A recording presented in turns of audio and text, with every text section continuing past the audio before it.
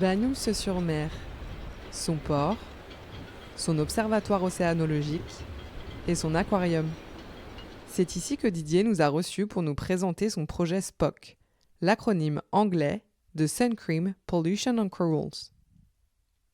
Dans ce projet, on développe notre approche métabolomique pour essayer d'observer l'impact d'un filtre solaire sur l'ensemble de l'holobiont qu'est le corail en fait, c'est-à-dire le corail et les algues symbiotiques.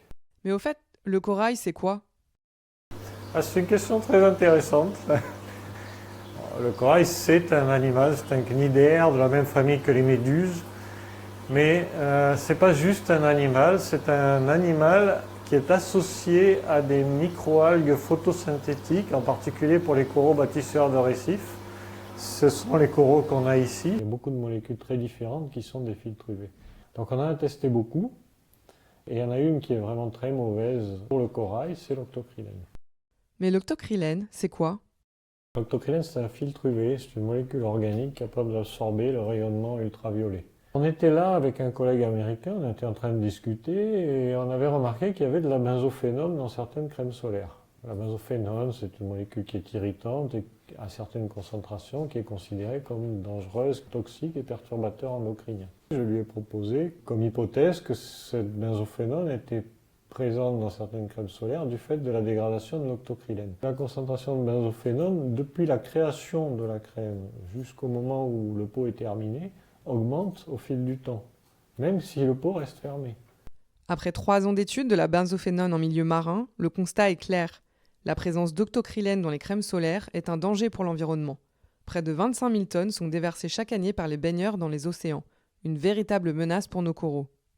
L'ANSES, qui est l'Agence nationale pour la sécurité sanitaire, a recommandé au gouvernement français de porter à l'échelle européenne l'interdiction de l'octocrylène et de 3 autres molécules dont on sait qu'elles ont un impact sur l'environnement marin. Et le gouvernement a décidé de surseoir un petit peu à son action sur ces sujets-là pour ne pas embêter les entreprises. Grâce aux travaux des équipes de l'Observatoire de Banyuls, certains industriels n'ont pas hésité à revoir leurs copies. Didier espère que ces recherches permettront également de faire évoluer les habitudes bien ancrées des consommateurs. BASF, donc c'est une entreprise de chimie en Allemagne, qui était le premier producteur mondial d'octocrylène, a décidé de cesser de produire cette molécule. En Europe, il y a 32 molécules sur le marché. Il y a profusion de choix pour trouver des filtres qui vont absorber dans la même gamme de longueur d'onde que l'octocrylène. Un conseil pour mieux choisir sa crème? Aujourd'hui, la seule façon de s'assurer qu'on ne va pas avoir d'octocrylène dans sa crème, c'est de regarder qu'il n'y en a pas dans la liste des ingrédients. D'accord, c'est promis, on fera attention la prochaine fois.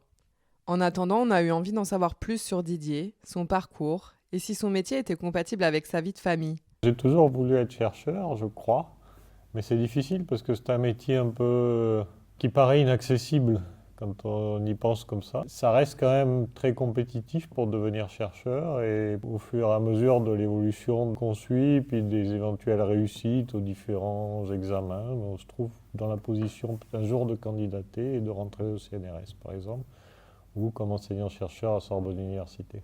C'est un métier qui est valorisant parce qu'on fait ce qu'on aime faire, on découvre, on creuse dans l'inconnu, ça fait un petit peu peur, en même temps c'est valorisant, donc c'est quelque chose que moi j'apprécie beaucoup dans la vie, quoi. La recherche, ça change beaucoup, même en quelques années, et puis quand on commence à tirer sur une ficelle et qu'on trouve qu'il y a des choses intéressantes à découvrir derrière, eh bien, on tire jusqu'au bout. Et je trouve que je fais avancer à une humble échelle, je fais avancer la connaissance, donc voilà.